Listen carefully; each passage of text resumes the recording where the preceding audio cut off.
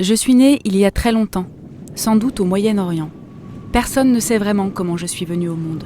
Ce que je sais, c'est que les Phéniciens, puis les Gaulois, m'utilisaient déjà, enfin une de mes formes rudimentaires, composée de graisse animale et de cendres.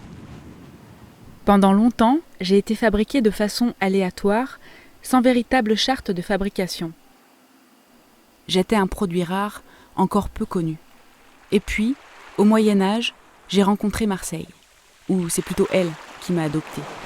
Elle a su voir mon potentiel et m'a dédié des usines entières, aidée en cela par la proximité des matières premières dont j'avais besoin pour être fabriquée. L'huile d'olive de Provence, le sel et la soude de Camargue, et même le Mistral, qu'on utilisait pour me sécher par les fenêtres ouvertes des savonneries. Marseille et sa région m'ont mis au point un véritable procédé, des techniques et des savoir-faire, tout un processus de fabrication. C'est à partir de là que j'ai commencé à être distribuée un peu partout, en France et par bateau dans le bassin méditerranéen, puis dans le monde entier. Marseille et moi sommes devenus indissociables. C'est notre union qui m'a véritablement permis d'atteindre ma qualité et ma renommée. C'est pour ça, parce que je ne suis rien sans elle, que j'ai pris son nom et que je m'appelle depuis cette époque Savon de Marseille. Dès 1688, un édit de Louis XIV, dit l'édit de Colbert, acte de notre alliance et réglemente ma fabrication. Ces règles, l'utilisation d'huile d'olive, la proscription de graisse animale et la cuisson en chaudron ont d'ailleurs peu changé depuis. Pourtant, mon histoire n'est pas si simple. D'abord, il y a eu l'apparition des lessives dans les années 60. Ensuite, la concurrence internationale. Mon nom, ce nom si connu et emblématique, n'a jamais été protégé. En gros, on peut appeler savon de Marseille n'importe quel savon, fabriqué n'importe où sur le globe et composé de n'importe quoi.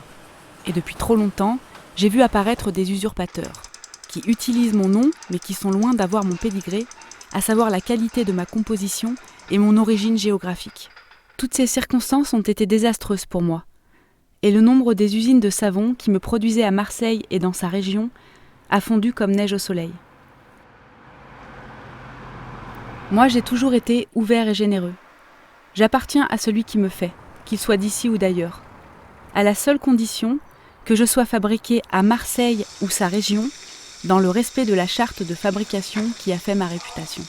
Aujourd'hui, nous avons décidé de ne pas rester les bras croisés et avons sollicité l'État pour obtenir un label, l'IGP, une indication géographique protégée, pour que mes consommateurs puissent m'identifier en tant que véritable savon de Marseille, car pour l'instant, pour eux, c'est compliqué de reconnaître le vrai du faux. Or moi, je n'ai rien à voir avec ceux qui me copient. Je suis l'initial, l'original, le légitime. Mes vertus sont reconnues depuis toujours dans le monde entier.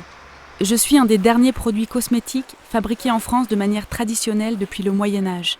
Je mobilise, encore aujourd'hui, les mêmes savoir-faire ancestraux. Comme tant d'autres produits, j'aurais dû disparaître. Face à l'usure du temps, des modes et des difficultés économiques. Et pourtant, je suis toujours là. J'ai fait mes preuves et traversé les siècles, car je suis un produit de qualité aux vertus multiples. Je suis un morceau vivant de notre histoire culturelle et industrielle, un fragment de notre patrimoine collectif. Je suis un dinosaure, vivant, mais fragile.